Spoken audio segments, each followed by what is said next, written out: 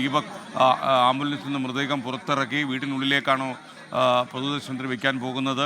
എന്താണ് ലേറ്റസ്റ്റ് വിവരങ്ങൾ? SKN ഇതാ മൃതദേഹം അല്പസമയത്തിനകം വീട്ടിലേക്ക് എത്തും. ആംബുലൻസ് വീടിന് മുൻപിലേക്ക് നീങ്ങുകയാണ്.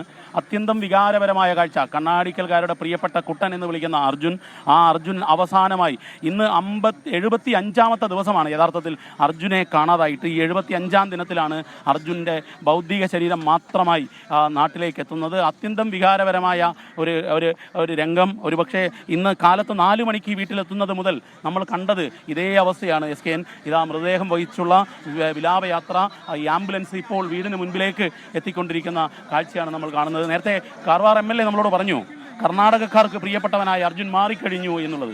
അതായത് കർണാടകക്കാർക്ക് ഒരു ബന്ധവുമില്ലാത്ത അർജുനു വേണ്ടി കാർവാർ MLA സതീഷ് കൃഷ്ണ ഉൾപ്പെടെയുള്ളവർ അവിടെ നിന്ന് തെരച്ചിലിന് നേതൃത്വം നൽകുന്ന രീതിയിലേക്ക് അത്രമേൽ പ്രിയപ്പെട്ടവനായ എല്ലാവർക്കും അർജുൻ മാറിയിരുന്നു. ഒരുപക്ഷെ മാധ്യമങ്ങളിൽ വാർത്തകളിലൂടെയാണ് അർജുനെ ആൾക്കാർ ഓരോരുത്തരും സ്നേഹിച്ചു തുടങ്ങിയത്. കാരണം അർജുൻ ഒരു കുടുംബത്തിന് വേണ്ടിയുള്ള ജീവിക്കൽ മാത്രമായിരുന്നില്ല, ഒരു നാടിന് വേണ്ടി ജീവിക്കലായിരുന്നു. ഇല്ലായ്മയും വല്ലായ്മയ്ക്കിടയിലും നാടിന് വേണ്ടിയുള്ള പ്രവർത്തനത്തിലായിരുന്നു അർജുൻ.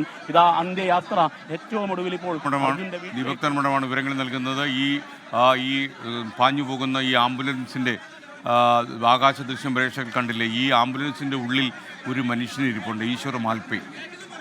കാർവാറിലെ ഈ ആംബുലൻസ് യാത്ര തിരിക്കുമ്പോൾ കാർവാറിൽ നിന്ന് അദ്ദേഹം ഈ വാഹനവ്യൂഹത്തിൻ്റെ ഉള്ളിൽ തന്നെ ഉണ്ടായിരുന്നു. ഈ ആംബുലൻസിൽ ഈശ്വർ മാൽപ്പേ ഉണ്ട്. കാരണം ഈശ്വർ മാൽപ്പയാണ് ഈ ഗംഗാവലി പുഴയുടെ, അതായത് രൗദ്രഭാവം പൂണ്ട ഗംഗാവലി പുഴയുടെ അഗാധങ്ങളിൽ പോയി എവിടെയോ അർജുൻ്റെ ലോറി ഉണ്ടോ, ആ ലോറിക്കുള്ളിൽ അർജുൻ ഉണ്ടാകുമോ എന്ന് പരതി നടന്നയാൾ ആ ഈശ്വർ മാൽപ്പേ ഈ വാഹന വ്യൂഹത്തിൽ ഈ ആംബുലൻസിൻ്റെ ഉള്ളിലുണ്ട്. നിങ്ങൾക്കറിയുന്നത് പോലെ ഒരു മഹാജനസഞ്ചയം വണ്ടിക്ക് മുന്നോട്ട് പോകാൻ കഴിയാത്ത രീതിയിൽ തിക്കിത്തിരക്കുന്നു എന്നുള്ളത് ഈ ചെറുപ്പക്കാരന് അർജുന് നൽകുന്ന ഏറ്റവും വലിയ സ്നേഹസമർപ്പണമാണെന്ന് മനസ്സിലാക്കുന്നു.